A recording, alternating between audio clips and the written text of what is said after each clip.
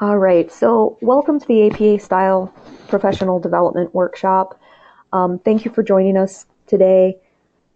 I am Misty. I'm the Writing Center coordinator here at Full Sail. So if you guys ever have any questions about the Writing Center or about APA, or really writing just in general, you can always send us an email at writingcenter@fullsail.com. You can reach out for an appointment, or you can call the Writing Center and talk to me about any questions that you're having.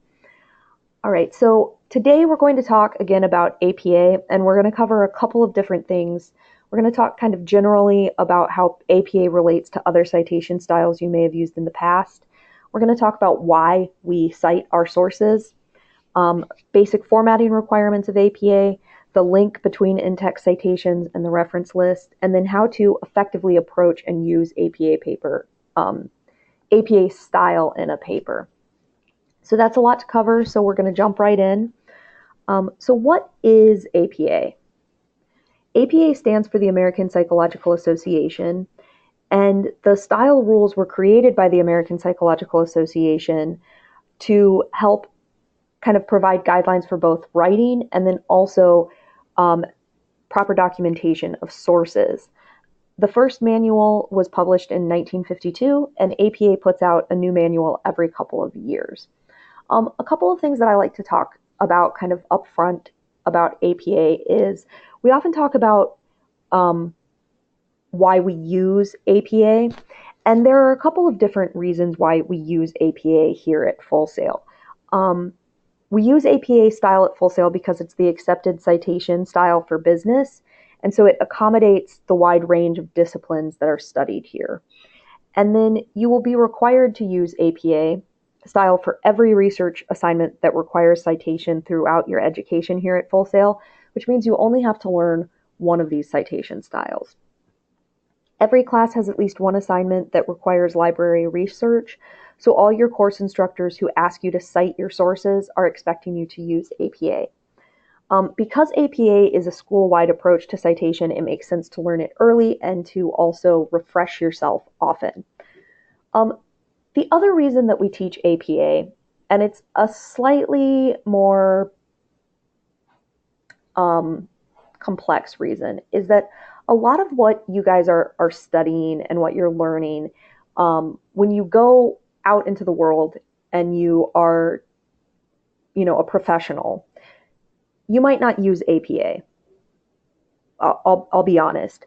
But what you will use and what you will often be given are a set of guidelines that you're expected to follow.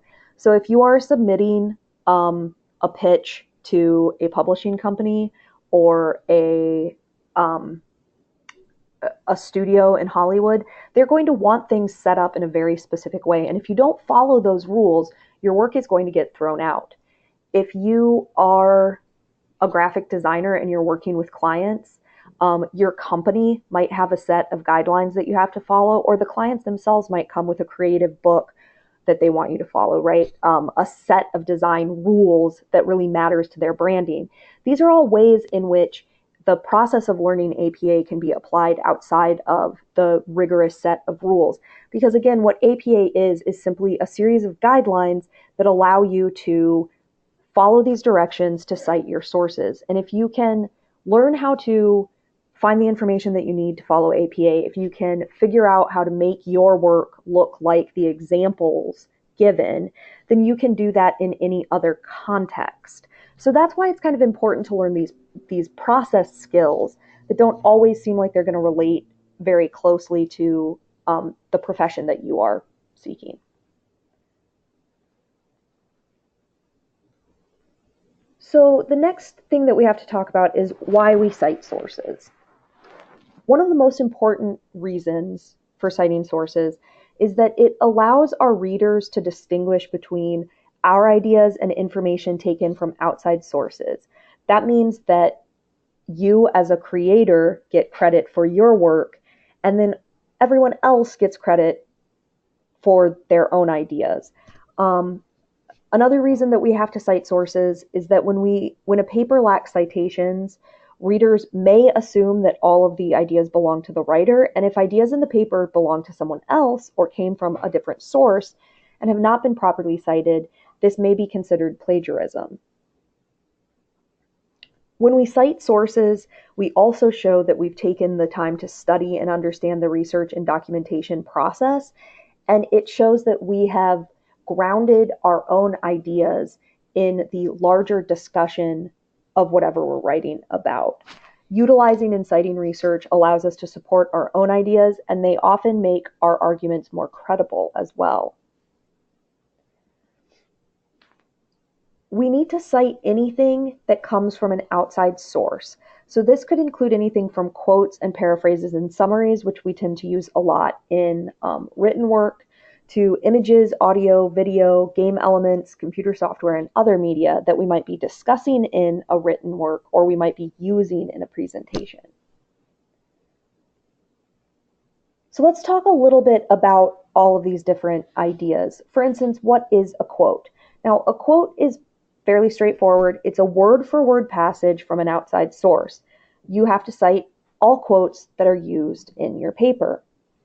Now, a paraphrase is when you take those ideas from someone else and you put them into your own words. Again, all paraphrases must be cited. And then a summary is when you take the main idea of a piece and you put that into your own words. This differs from a paraphrase where you put a very specific idea or fact from a piece of writing into your own words. But again, just like paraphrases and quotes, summaries must be cited. As far as audio and video media and images go, there are two different ways to cite media. One citation style is when we discuss media in a paper, and another citation style to use when you include media in a presentation. Now, we'll explore both of those more thoroughly in just a little while. The things that don't need to be cited are ideas that are considered common knowledge. So these are ideas that are available in a variety of sources or generally accepted facts, such as pollution is bad for the environment or writing is a process. You probably would not be able to find the first person to say writing is a process very easily. It's kind of come to be kind of an accepted fact among writer types. But the idea with common knowledge is it's something that you can find in a variety of sources, credible sources, that are not documented in those sources either. You would want to be able to find that in 3 to 5 credible sources. It's important to remember that if you read an article and remember a fact from that article, the fact is not considered common knowledge. You still have to cite the article. This common knowledge can be kind of confusing. And so my rule of thumb is if you aren't sure whether it's common knowledge or not, give us a citation. It's better to have cited something when you didn't need to cite it than to not cite something when you did. And the other things that don't need to be cited, and these are much more straightforward than this idea of common knowledge, are findings from preliminary experimentation, which is simply a fancy way of saying experiments that you conduct yourself.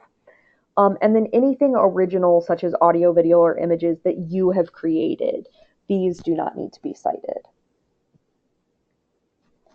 So in the next section, we're going to talk about APA style and specifically the formatting requirements.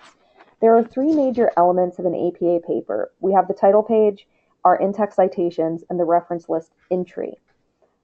There are other elements that are not always needed, like the abstract. So let's go through and let's talk about that. First, we're going to talk about the title page. This is what a title page should look like. And this is something that I think is really important, and sometimes students don't think to do. But you can pull up examples of a properly formatted APA paper on pretty much any online resource that has APA information. I'll give you some of those links at the end of this workshop, but projectapa.info has them, the Purdue OWL has them, the APA blogs and style guides themselves have them. And one thing that I like to do when I'm writing a paper like this is I will pull up an example paper that's properly formatted, and I will just hold my title page right next to this title page. And I can check for things for all of the elements and make sure that it looks correct compared to this properly formatted one. And you can do that for literally every element of your APA paper. You know, you can pull this up and you can look at the title page. You can look at an in-text citation. You can look at a reference list. You can make sure that you're doing these, that they are formatted properly. All right, so let's talk about what is actually on this title page. The elements of a title page include the header, which every page in your paper will have a header. On the title page, it's a little bit different of a header than on every other page, and I have a video that I'll give you guys at the end. I'll put it in the chat box that tells you walks you through setting that up in Word. But your header on your title page has the words running head followed by a colon, and then a shortened version of your paper's title in all caps comes after that running head. And then we have the page number, which is obviously this is the first page. Next, centered about halfway down the page, you have the title of your paper, and it appears on the first line. Now, in this example, we've actually separated out the title because the title was very long. And so we've put it on two separate lines just to make it look a little cleaner. You can do that if you want, but your title also might not be as long as my title is here. Next, your name gets its own line. And then this is where a lot of students add extra information that's not necessary. The last line is simply the school's name or the company that you're producing this work for. Now, I've seen a lot of students who will put the date that the paper is due. They'll put the professor or instructor's name. They'll put the class and the number. None of that information is necessary on your title page. All you need in this center area of your title page is, again, your paper's title, your name, and then the name of your school. The next thing that you may or may not be required to include is an abstract. Usually, abstracts are only included with longer research papers, such as a thesis paper. But when required, the abstract is a brief summary of your paper that immediately follows the title page. And again, it should look like this. The word abstract, oh, I'm sorry, I'm jumping ahead of myself, you guys. Your abstract will have a header, and you'll notice that, again, we've dropped the words running head. This is what the header will look like on every other page but your title page. You have just the shortened version of your paper's title in all caps, flush left, and then to the right you have the page number. Then you have the word abstract, and it is simply centered. It is not formatted in any special way other than the centering. So you don't need to bold it or italicize it or underline it or put quotes around it or make it the font bigger. These are all things that I see, but you don't need to do any of them. In fact, doing any of them is incorrect. You'll also notice that there are no extra spaces, right? You just hit enter once and then you have your abstract. The abstract should be no more than 150 to 250 words, although this may vary based on the assignment requirements, but that's a good length to aim for. And then you may also include keywords in your abstract. You don't have to, but it can be helpful. If you do include keywords, you would indent as if you were beginning a new paragraph, and then you would type keywords in italics, followed by the keywords for the paper. Again, remember, an abstract is not always necessary. So this is kind of the meat and potatoes of an APA paper: in-text citations and a reference list. APA calls for both, And you can't really have one without the other. Kind of like milk and cookies, they just go together. If you have in-text citations that don't have a reference list entry, then we still don't know where those ideas actually came from. And if you have a reference list but you haven't used any of the information in the document, or we can't tell where you've used it in the document, we don't really know why you've listed it. So in-text citations are, again, they're used in the body of the document. An in-text citation specifies which source a particular piece of information, such as a quote or a paraphrase, is from. And then the reference list appears at the end of the document and gives detailed publication information about each source cited in the document. In-text citations allow us to identify which ideas in a paper came from an outside source, and they also send us to the correct reference list entry. So when we are looking for more information about that source, we can go to the reference list. And the reference list allows us to actually be able to find the references used throughout the paper. Again, in APA style, we need both. In the next few sections, I'm going to go through a lot of specific detail about formatting for in-text citations and reference list entries. Don't feel like you have to memorize everything I say, although I do really highly recommend that you take some notes. It's a lot of information, and it's a lot of information that you probably won't be able to memorize. The important thing is that you get familiar enough with the information that you can begin this process, and also that you become familiar enough with some of the resources that I will give you, so you can find the answers to your questions when you're actually writing your APA papers. All right, so let's talk about in-text citations first. What should the in-text citation look like? The format for in-text citations can vary depending on whether the information cited is a quotation, a summary, or a paraphrase. And there are two basic formats for in-text citations. Again, the examples I'm giving you are both quotes, but I'll show you paraphrases and summaries as well. The first example is a quote from a Writing Center blog post. We've used the author's last name in the sentence after the words according to, and we've put the date in the parentheses immediately after the author's name. That date is the year that this blog post was actually posted.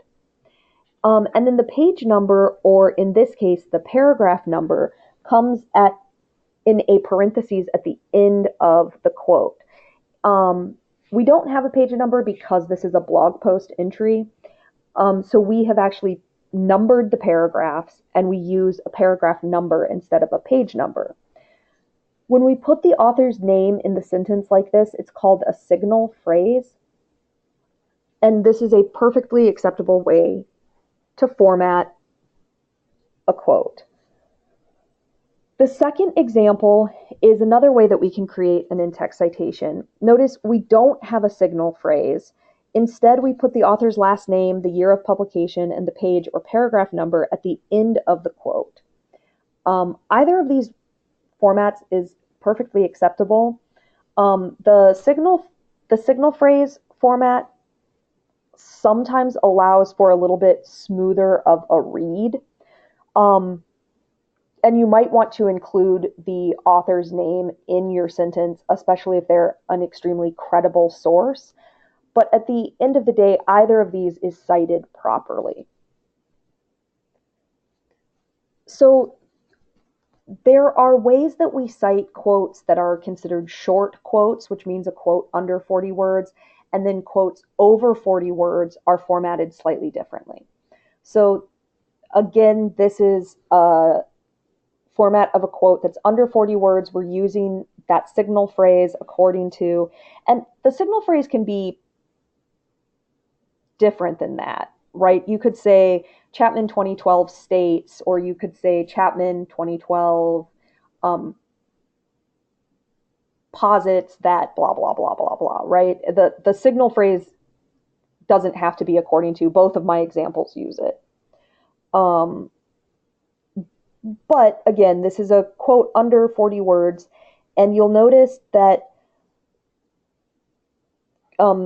Quotation marks surround the actual quote, the author's last name, the year of publication, and a page or paragraph number are included, and the period appears at the very end of the citation, meaning that that parenthetical that tells us where we're getting this quote, where we found the quote, is inside the period. If the quote is 40 words or over, it should look something like this. A couple of things to notice. When you are quoting something over 40 words, you must use a signal phrase. We don't need quotation marks, but the quote is going to be indented and will start on a new line, which that's how we can tell through formatting that this is a quote. And then this is a strange APA rule, and I don't really know why we do this in APA. For most of the APA rules, I can tell you like the thought behind it, but I can't with this one. But in this format, and only in this format, the period appears at the end of the sentence rather than at the end of the citation. I don't know why, but if you're quoting something that's over 40 words, remember that the period will come at the end of the actual sentence rather than the end of the citation.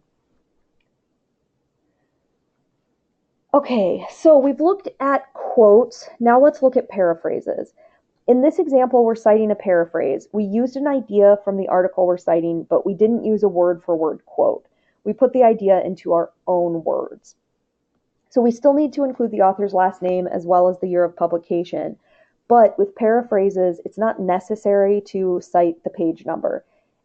It's not necessarily incorrect to include the page number, but again, it's not required. You can also use a parenthetical for a paraphrase. So if you wanted to drop the according to and put Chapman 2012 in parentheses at the end of the sentence, that would also be fine. And then a summary is, again, very similar to the way we cite for a paraphrase. We still need to cite the author's last name and year of publication, but not the page number. Again, for a summary, you are summarizing the main idea of a work. So you are summarizing something that probably took place across many pages or many paragraphs. All right. So sometimes we encounter sources that are tricky. They don't include the information we need to create an in-text citation. For instance, the author's name might not be listed, we might be missing the date of publication, or there are no page numbers. So how do we handle these sources? If there's no author listed, you can use the first few relevant words in the title of the article or book in place of the author's last name. The title would be in quotation marks. If it's a book, it would be italicized. And then you would just, again, you would follow that information with the year of publication and the page or paragraph number. If there's no specific author listed, but the information comes from an organization or a company, for example, a study by the Food and Drug Administration or a quarterly earnings report from a company like AT&T, you can use the organization name instead of the author's name. And if no date is listed, we use the abbreviation ND, which stands for no date. And as we talked about before, often page numbers are not available if we're citing an online source. So if we're citing a quotation, we should cite the paragraph number where we found the quote. So for example, if the quote was in the second paragraph, we would cite para 2. Another thing you can do if you are citing from a book that you are reading online, like some ebook formats do not have page numbers listed. If you were going to give a paragraph number and you're reading in the last chapter of a book, that's going to be a lot of paragraphs. What you can do instead is you can use, instead of a paragraph or page number, you can actually use the title of a chapter or of a heading, which allows your instructor to, or your reader, in any readers, to find that quote more quickly. Again, if we're citing a paraphrase or a summary, we don't need the page number, so we don't need to include anything. Okay, so that's in-text citations kind of covered pretty quickly. Let's talk about the reference list. It's the third major element of an APA paper. Let's look at the formatting requirements. Again, every title page needs a header. The header should look like the rest of the headers in the paper, with the exception of the title page header. So the title of your paper, all caps, flush left, and the page number, flush right. The word references should be centered at the top of the page. Again, it doesn't need to be bolded or italicized or underlined. And then the sources themselves should be listed alphabetically by author's last name. If an author has more than one work, organized by date of publication. And if the reference list should be double spaced, but there should be no extra spaces between the sources. And then this is a slightly odd rule. We do what's called a hanging indent. Every line after the first line of each entry should be indented. I'll provide a link for you guys at the end of this that shows you how to do the hanging indent. But the reason we use a hanging indent is, if you remember, in-text citations lead us to the reference list. And what do we include in our in-text citation? Well, we include either the company's name or the article's title or the author's name, right? And that's what comes first in our reference list entries as well. And so it allows us to quickly skim down and find the author and find the resource that the reference list entry for the resource we're actually looking for. And then electronic sources should include clickable URLs. Let's take a look at reference list entries and look at some examples of how we set those up. The first step in deciding how to cite a source is to decide what type of source you actually are using. Is your source a book, magazine, newspaper article, journal, website, personal interview, YouTube video, or other type of print or electronic source? Depending on the type of source that you are using, APA has specific rules for citing those sources. So each entry, regardless of source type, will contain the author's name if it's known, the title of the work, and publication information. It's this publication information that varies depending on the source type. So this is a basic entry. It's important to identify the type of source you have and then look for an example of how to cite that particular source. Again, online resources will have a bunch of these, and I can show you some of my favorites. For instance, though, let's look at this one. We list the author by last name and first initial of first name. In this example, we have a single author, but your source may have multiple authors, no author, or again, an organization as an author. The date comes in parentheses after the author, and in this case, we're citing a blog, so we need the complete date. In our in-text citation, we only use the year, but in our reference list entry, we should include both the month and the day that this blog was posted. For some other types of entries, you only need the year, but you want to check examples for your specific type of source. Notice that only the first letter, the next thing we have, is the title of the blog post. And you'll notice that the first letter of the first word in the book or article title is capitalized. Every word that comes after the first word begins with a lowercase letter. Proper nouns are the exception. They are always capitalized. The only other exception is if you have a colon in your title. If you have a colon in the title of your work, the word that comes after that colon will be capitalized. Sorry. And then every line after the first line of the entry is indented. This is a blog post, so we put that media formatting in the brackets. And then for any electronic source, we need a URL, and the words retrieved from are followed by the permalink to the source. Something to be noted here is sometimes students include the date that they retrieved the source. That's not necessary unless you are using a platform that changes a lot. So like Facebook or Instagram or Twitter, like those people take things off of those social media platforms, and they are updated constantly. And so it can be a little bit hard to find that information. And so for those, you can tell us when you retrieved them. But for most online sources, because we have the date that they were published, that's going to be the date that actually matters. So you don't need to include a retrieved from date. Just the words retrieved from and then the URL. So that's the basic reference list entry. Let's talk about examples, some of those tricky entries that we had in our in-text citations. So if no author is listed, what do? Well, we can use the title of the source, the title of the article, the title of the blog post. And you move that into the author's name position, and then you get everything else in the same order. Now, you want to make sure that if you're using the article title in your reference list entry like this, that article title is also what you're using in your in-text citation. If you're using the organization as an author, you want to make sure that that is the same in your in-text citations and in your reference list. And in this case, the organization as the author simply takes the place of the author's name. Then we get the year, month, day, the title of the article, weblog, retrieved from, all of that good stuff. And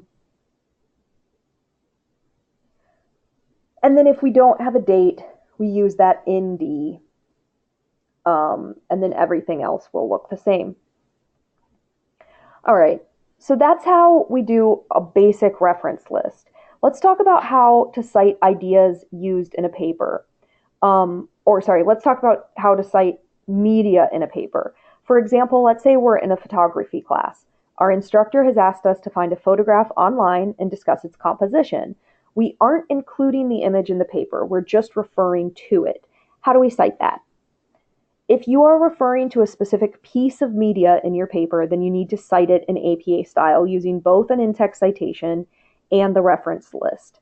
This is the sample citation for an image. You'll notice that we're using the author's last name or the artist's last name and the year that the work was published or completed for our in-text citation. And then the information as far as the reference list goes, it's a lot of the same type of information. That format is going to be important because it's going to tell us what type of media we're actually talking about and looking at. But it's very similar, right, to when we've used someone else's words. Again, this is true for other media like videos or music, computer games, or movies. If you refer to them in your paper, you have to cite them. There are specific reference list entry formats for each of these types of sources, and I'll show you where you can find examples of those. What if you need to cite media used in a visual presentation? For example, an image or video taken from the internet you wish to use in a PowerPoint or Keynote. If you are reproducing an image in your presentation, you need to follow these 3 steps in order to cite it correctly. You need to check the copyright license and make sure the image is licensed for reuse under Creative Commons. Then you need to include an image URL on each slide where the image appears in the presentation. For example, you can see at the bottom left of this slide, there's a URL. It's not very prominently displayed, but it's right above the chalk line. That's where we actually got this chalkboard image. And then you must include a reference slide in APA style at the end of the presentation. Here's an example of a reference page for a visual presentation.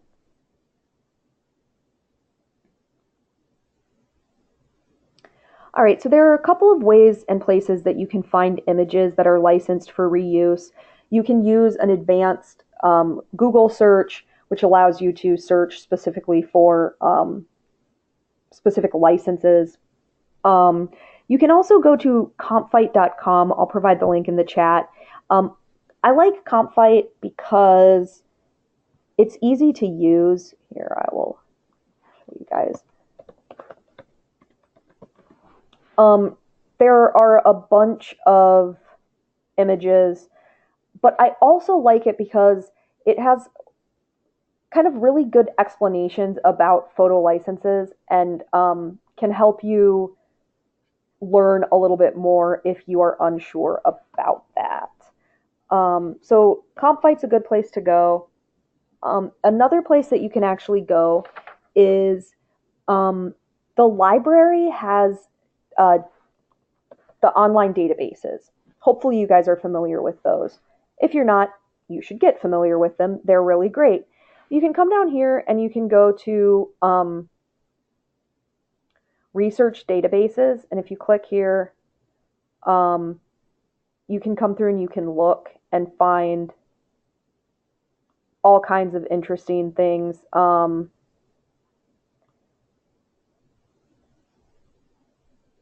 That are databases that we have. Archives of American Art, Art and Architecture. There are all kinds of really cool things that you can use here. And more than you might think have images for you. That you can look through and find.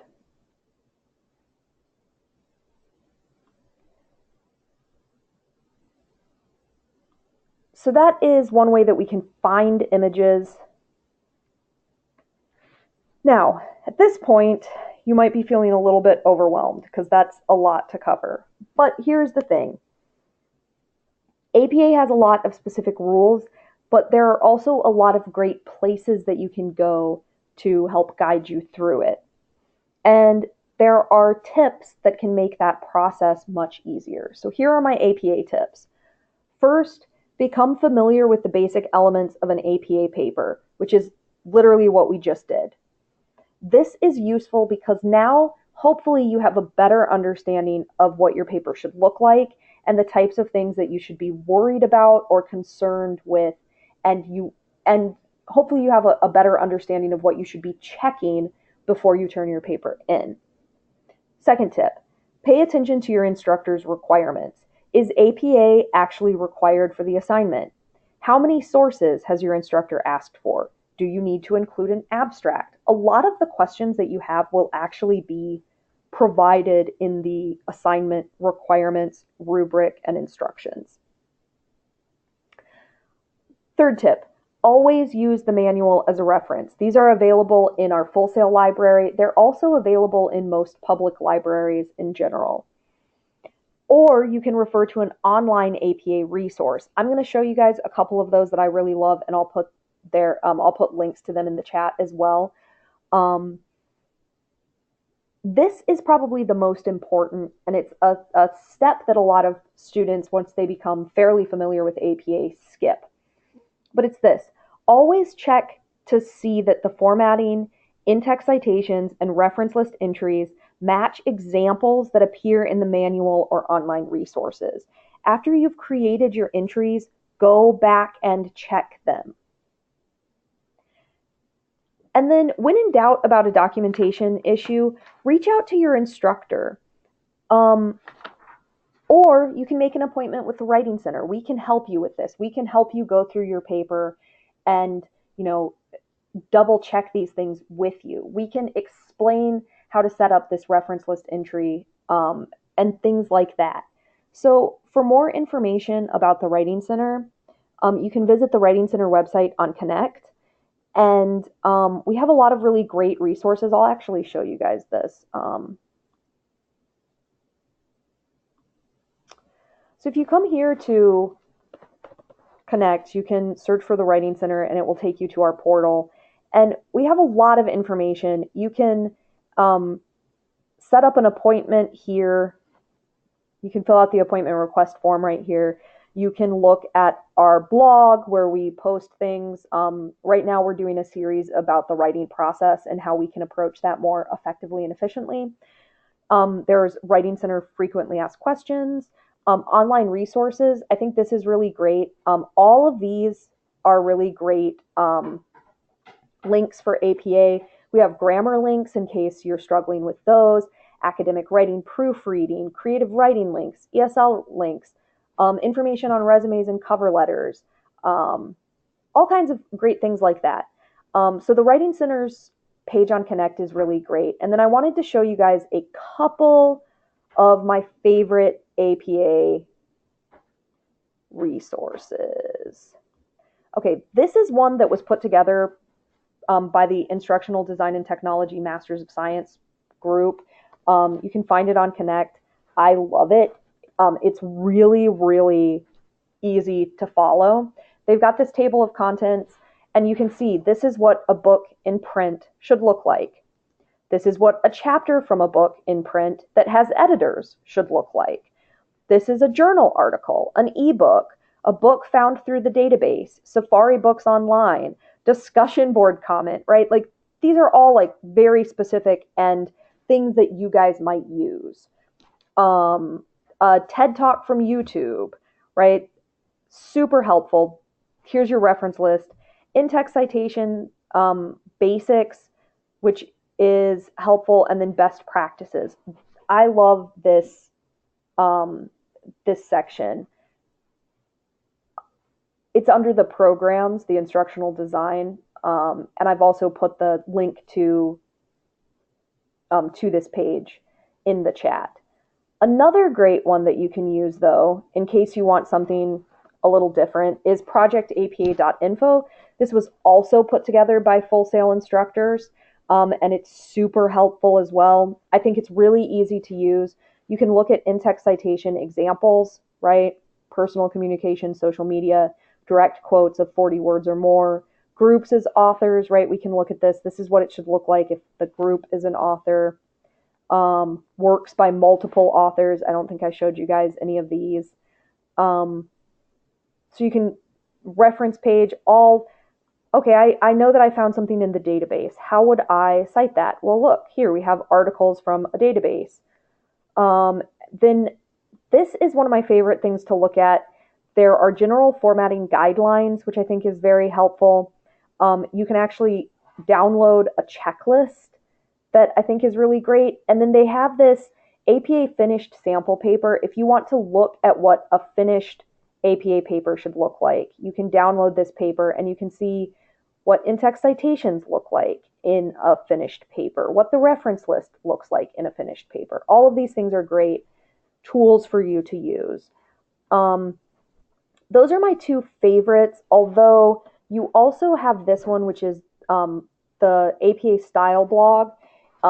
If you can't find information on Project APA that you're looking for, the style blog can be really helpful, and it has a really great search function here. So I like this one a lot as well.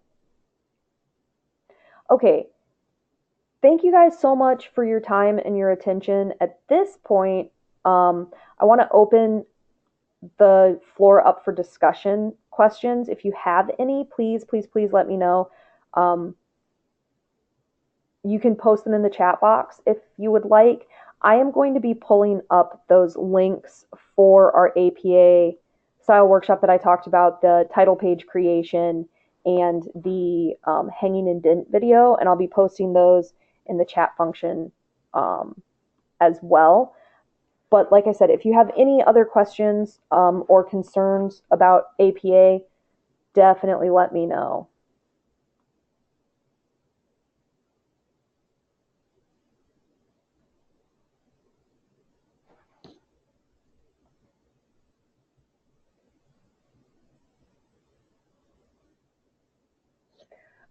Also, guys, as you're formulating those questions, as you're thinking about them, John from Professional Development has posted both the information about the survey that you have to fill out to receive your GPS credit for attending this event, and also the link to the survey. Now, you only have up to 1 hour after this session to complete the survey, so make sure that you click the link or copy into a separate browser so that you have that survey and it's opened and you can fill it out and get your GPS credit. I know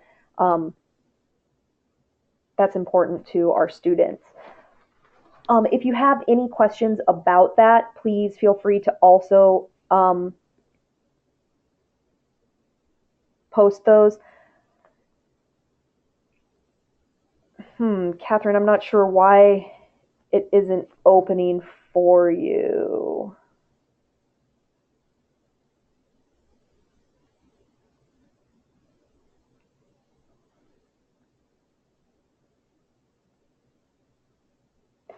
I don't have an answer for if the link won't open up.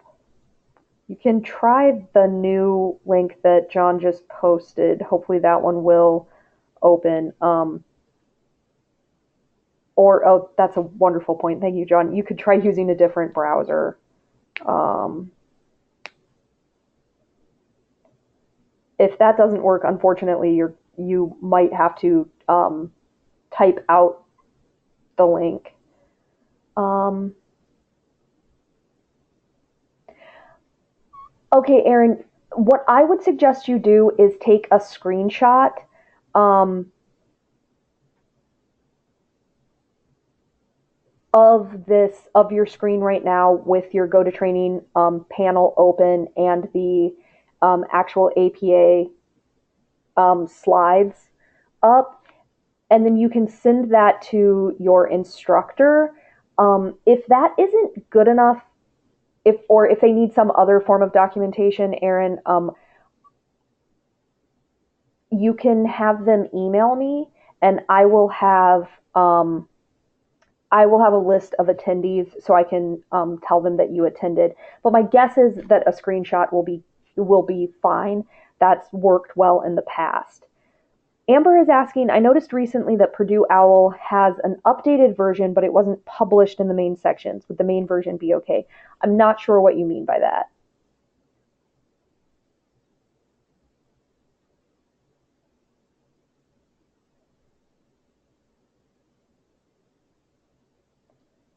Can you clarify a little bit?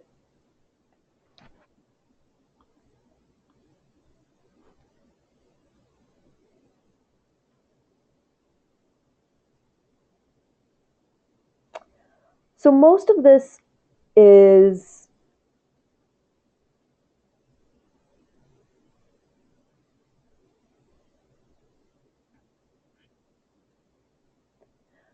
So this is an update that they put out when APA went to the sixth edition. All of this information should be,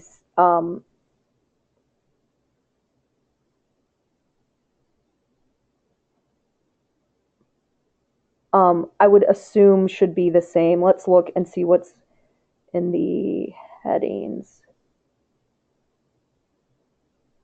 and then let's open this back up and we can compare the two. Okay, so centered boldface, uppercase, and lowercase headings. That's level one. And then centered boldface, uppercase, and lowercase headings, level one. Yeah, so this is actually, it is the same information in both. So this is showing you the difference between the fifth edition to the sixth edition, and it's telling you how APA actually changed it, Amber. So what you're finding in the main section of the APA is the updated information. Does that make sense? Did I clarify your question or answer your question?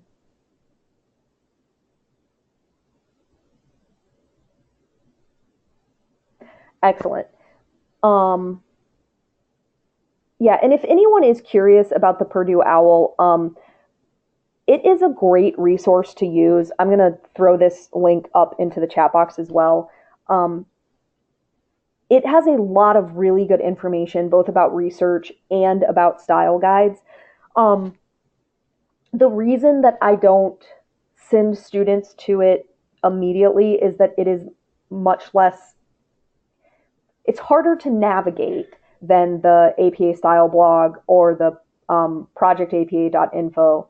Um, it is extremely in depth and it can be kind of overwhelming to work your way through if you already feel overwhelmed. Projectapa.info is much easier to navigate, and it highlights the basics, I think, in a way that the Purdue OWL does not. That being said, if you do not find the answer to your question in projectapa.info or on one of the other style guides, online style guides, the Purdue OWL is a really good one to use. And if you can't find it here, I would definitely say, reach out to your instructor, reach out to the writing center. You might need a little bit more individualized help at that point.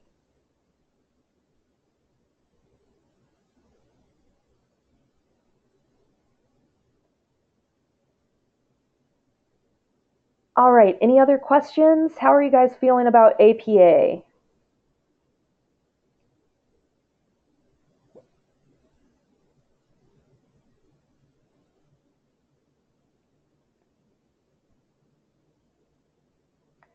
We have a resounding okay from Catherine. I know that this isn't the most fun aspect of writing, but it really is important. And if you do have questions, I really hope you will reach out to the Writing Center, reach out to your instructors. We want to help you guys navigate these formatting rules, and we want you to feel comfortable using them going forward. Um, if anyone has any other questions, please post them in the chat box. I will keep this meeting going for the next few minutes. Um, and then if no one does have any other questions, we'll wrap it up.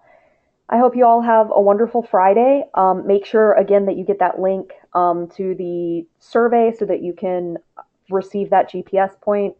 Um, thank you guys so much for coming, and definitely check out what John just posted before you leave. If you have any other further questions about professional development, he is providing a wonderful resource as far as questions that might pop up about that. Again, thank you guys so much for coming, and hopefully I will hear from you or see you at the Writing Center. Um, we really look forward to helping you all in the future.